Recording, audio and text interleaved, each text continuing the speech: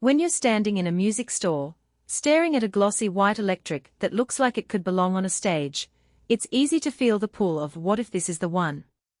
At the same time, you're probably thinking about the risk of dropping a few $100s on a guitar that sounds great in the showroom, but ends up feeling off in your own bedroom jam space. That tension between excitement and caution is exactly why I wanted to break down the Ibanez LB1 Lari Basilio signature, the white finished solid body that's been getting a lot of buzz in beginner to intermediate circles. Link is in the description if you want to check the product details on Amazon. First off, let's talk about what this guitar is trying to be. Ibanez designed the LB1 around Lari Basilio's own playing style, a mix of clean, articulate tones for pop rock and the bite you need for a bit of overdrive when the mood shifts. The body is a classic mahogany solid with a sleek white finish that isn't just about looks. The lighter color actually helps you see any dings or finish wear early, which can be a subtle cost saver down the road. The neck is a standard Ibanez wizard shape, thin enough for fast fretting but still sturdy, and it's topped with a maple fingerboard that gives you that bright attack you hear on the higher strings. Now, the pickup layout is where the signature aspect really matters. You've got a humbucker up front for those thick, warm tones and two single-coil pickups in the middle and bridge positions for clarity and sparkle. In practice, this means you can dial in a crisp, jangly clean for a folk rock rhythm, then flip the pickup selector and crank a bit of gain to get a smooth, mid-range crunch for a solo without needing an external pedal.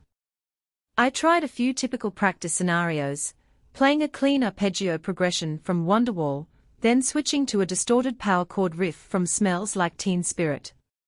The transition felt natural, and the tone didn't get muddy when I cranked the amp to 7 on a 30-watt combo.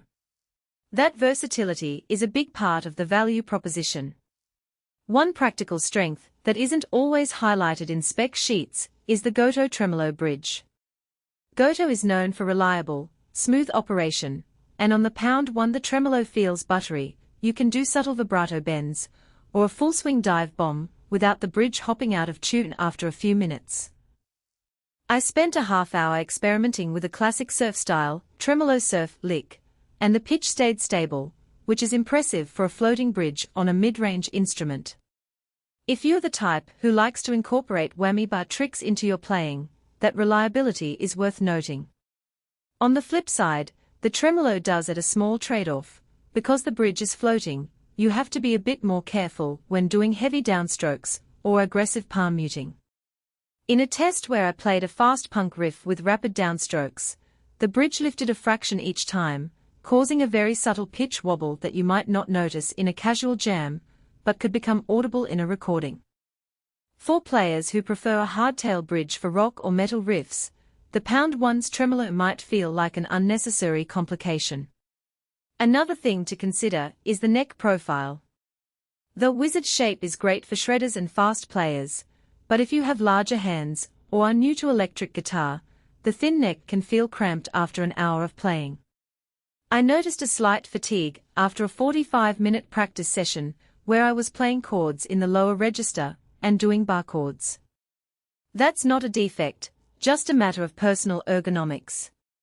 If you're used to a chunkier, shaped neck on a Fender or a Gibson, you might need a short adjustment period. The overall finish and hardware feel premium for the price point. The white paint is glossy but not overly reflective, which reduces glare under stage lights, a small but pleasant detail if you ever end up performing live. The tuning machines are solid, keeping the guitar in tune through a full set of standard chord changes and a few bends.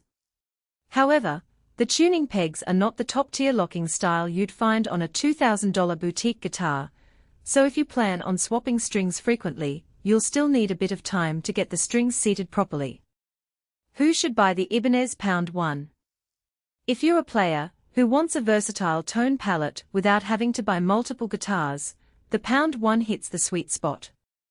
It's particularly appealing for giving singer-songwriters who need clean rhythm tones and the option to break into a crunchy solo on the fly. It also works well for hobbyists who want a reliable tremolo for occasional surf or indie rock textures. The price point, which sits comfortably in the mid-range market, means you're getting a signature model with quality hardware without breaking the bank. Who should skip it? If you're a heavy metal shredder who relies on a high-output humbucker paired with a fixed bridge for razor-sharp palm-muted chugs, you might feel limited by the single coil's lower output.